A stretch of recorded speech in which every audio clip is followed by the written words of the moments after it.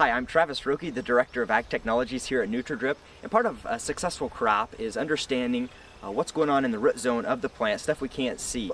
At NutraDrip, we have some innovative and fascinating technologies that we can use to look into this. So one of those technologies is the GroGuru permanent soil moisture probes, and the other is something we can't see, but the satellite thermal imagery, which we'll discuss later. Just like a doctor needs to understand what's going on underneath the surface, I like to look at probes as an X-ray to see what's going on underneath the soil surface. The roots are the workhorse of the plant as they are constantly interacting with the microbes, the fungus, and the soil particles as they exchange nutrients. So keeping the soil moisture in optimal balance is key. So one of my favorite features of the GroGuru probe is the fact that it's permanent. So this is the part that is installed out in the field. We're going to install this in a drip field about the depth of the drip tape or just below your deepest tillage. This device would go directly above it out in the field and communicates the information from this unit to the cloud. So we have a 5 to 7 year battery life, so this is in the ground for those years. Soil's never disturbed, and the benefit of having it as a permanent probe is that from year to year the calibration or the full and stress points of the probe never change.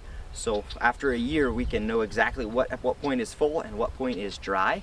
So we can also get 365 days worth of data as we watch this probe. So this is a soil capacitance probe. So all along this probe we have sensors giving us kind of a 2D look into the soil of, at what level is my moisture and what level are the roots interacting with that moisture. So we get a good overview of what's going on. Another thing I really like about these probes is they can give us a good insight into this plant health.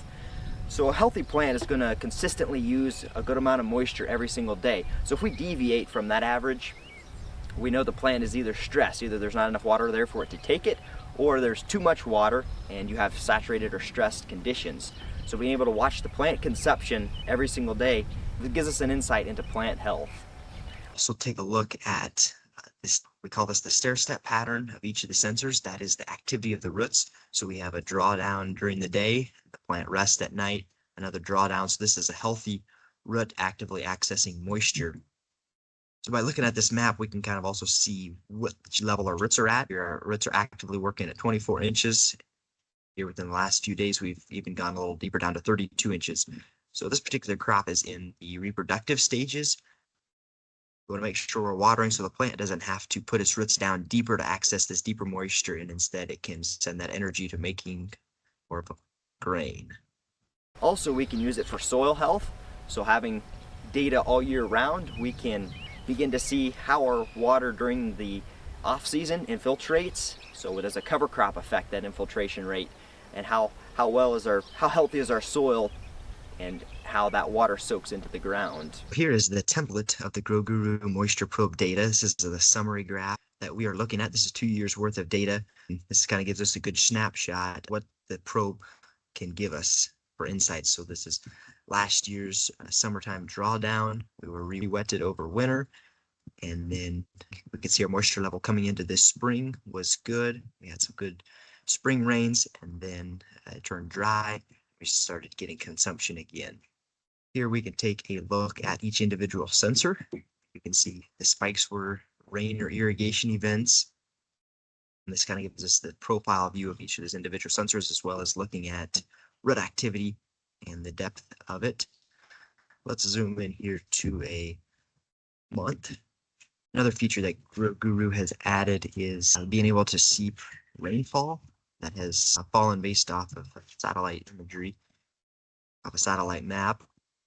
Here we can see earlier on in the season we had 2 small rain events, and since the soil was near saturation, water soaked down quite a ways, getting down to this red line, which is the 24-inch sensor.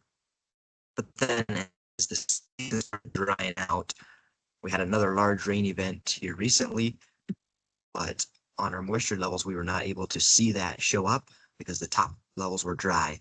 So that one of the common questions I get is, how can we manage that? This is how, by watching how our deeper sensors respond to that. So once we had that rain event happen, we were able to see the lines flattened out because the plant was using the easier to access moisture from the shallower levels. The data that is sent back to the cloud is displayed in a customizable template per crop. So every crop is going to need water at different points in its growth cycle and at different times. So those customized graphs can give us an insight into how much water that plant actually needs. Here we zoom into 6 months. We can see the different colors. So this is customized for each crop. This particular crop is corn, and we had our plant date set in here as well. So then it bases the template off of that plant date. So it changes throughout the season as the crop needs more or less water. So through here, peak consumption, when we have a lot of roots accessing a lot of moisture, we're pulling from a big area. But then as the crop dries down, there's not as big of a need to water as much, and color changes. This is also referenced back the graphs here out front. Just that's this color code coordinates with that graph. Since this is a wireless piece of technology, this device we call a Fox can easily be removed out of the field. Farming practices can happen, and then it goes right back where it was installed at, and will continue logging data and information. The other piece of technology, IrriWatch imagery, pairs really well with these GroGuru probes, but can also be a standalone product. So by using thermal aerial imagery, we get a glimpse of the entire field and how the entire field is performing. IrriWatch gives us several maps to pick from. They do have a quick moisture status overview. So here at a glance, we can see this field has adequate moisture. We can dive deeper by looking through several different layers. They also predict when you need to irrigate next by irrigation zone. So it gives us a good idea what our irrigation schedule would look like when we need to start turning water on. One of my favorite maps is the actual ET map, and you can see here how much each area of the field is losing for evapotranspiration. So we have anywhere from almost 3/10 down to 1/10 of an inch, and this can be due to available water or maybe other plant stresses that's not able to use as much water up. Whereas the probe gives us an insight into one specific spot.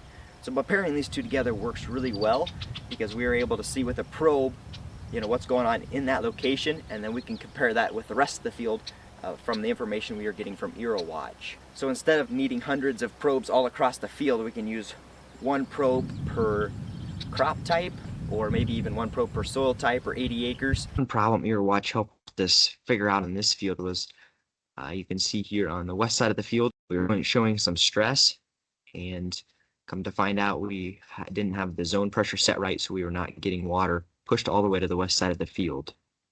So our moisture probe was in the center of the field and did not pick up on this stress on the far side of the field. So what looked like was a good irrigation ended up not being good. So it gives us a good overview of the entire field, how it's doing relative to that central moisture probe, relative to the probe in one spot of the field. We can use IrriWatch to fill in the rest, or we can use IrriWatch to get data on the rest of the field and then tie it back to one probe. So the thermal satellite imagery measures the temperature of the crop canopy, and then is able to calculate how much water is leaving the field and how much stress that crop is having. So from there they can use their algorithms to detect the stress and moisture level of the soil from the plants. The difference between IrriWatch thermal satellite imagery versus just your regular NDVI or RGB imagery is that thermal imagery measures the temperature of the crop, and from there can detect water stress over the entire field. IrriWatch also has several different layers of plant health maps. Here's just a quick NDVI map. Every day it is updated, a new image is taken and updated. Each day, new imagery is fed into the algorithms to update plant health as well as plant stress and moisture stress. One thing I really like about IrriWatch imagery is it can calculate how much water is leaving the field, or evapotranspiration. So some of the water is lost just to evaporation, just from the heat evaporating from the soil. Another way is the plant uses the water to cool itself and respirate, and so there's water leaving the field that way. So it does an accurate job of calculating how much water is lost across the entire field, how much is evaporated from the field. So this can be used for irrigation scheduling. So with my drip system, I want to be able to put on just as much water onto the field as what left the field. And then we can also pick up stress from that. You know, if like I said, if we are not using a consistent amount of water, that plant is under stress and is struggling to work as hard as it should. With our GroGuru probes, every 15 minutes it is logging the moisture conditions of the soil, whereas with the IrriWatch satellite imagery, every day it is taking an image and collecting the health of the crop, and then calculates when you need to irrigate next, the conditions of the soil, and how much water was lost in that day. At a glance, we can see the moisture levels across the field relative to our moisture probe. So even though this is all colored in red, we can see that just the redder areas are drier than where our probe is, and the blue areas are wetter than what our probe is. GroGuru makes it really easy to access the data and give you a snapshot of the field conditions. We can dive into each individual probe and dive into it deeper. Here we can see we're wet based on the blue one and doing well on with the green color. Those colors correspond to the summary template. So as the season progresses, this template changes based on the demand for water from the plant, as well as the predicted root depth of that crop. We can see here as the season begins, we are in a tighter green band because the roots are not as deep. As the roots get deeper, we have a bigger area that plant can pull water from. But then as the season progresses and the crop gets to a dry down point, when the water can be limited to help the crop dry down. For each of these zones, we can dive into deeper to see kind of a report and a scheduling for the irrigation. So let's just go ahead and select a zone and dive into the data and insights. This will just give us an in-depth look at what the soil moisture is doing, how the crop growth has been limited. We also have an irrigation planner. It'll schedule out how much irrigation may be needed over the next few days, and also takes into account for potential rain precipitation.